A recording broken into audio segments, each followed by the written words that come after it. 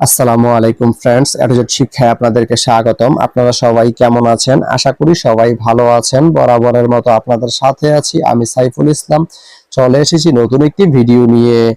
আজকে আমরা জানবো আপনি গুণবতী থেকে ঢাকা তেজগাঁও যেতে কোন কোন ট্রেন রয়েছে, সেই ট্রেনগুলো ছাড়ার নতুন সময়সূচি, বন্ধের দিন এবং গিয়ে পৌঁছতে কতক্ষণ সময় লাগবে বিস্তারিত।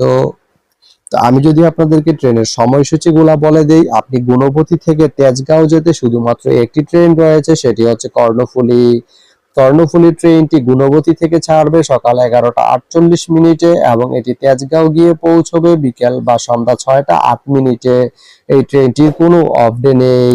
তো আপনি গুণবতী থেকে তেজগাঁও যেতে এই কর্ণফুলী ট্রেনটি ব্যবহার করতে পারেন। তো ভিডিওটি কেমন লাগলো অবশ্যই কমেন্ট করে জানাবেন। আর ভিডিওটি যদি ভালো লেগে থাকে বা আপনার কোনো উপকারে এসে থাকে তাহলে ভিডিওতে একটা লাইক করে দিবেন, কারণ আপনার একটা লাইক আমাকে অনেক ইন্সপায়ার করে নতুন নতুন আরো ভিডিও বানাতে। তো ধন্যবাদ সবাইকে ভিডিওটি এতক্ষণ ধৈর্য ধরে দেখার জন্য। ভালো থাকবেন, সুস্থ থাকবেন, এডুজেট শিক্ষার সঙ্গেই থাকবেন।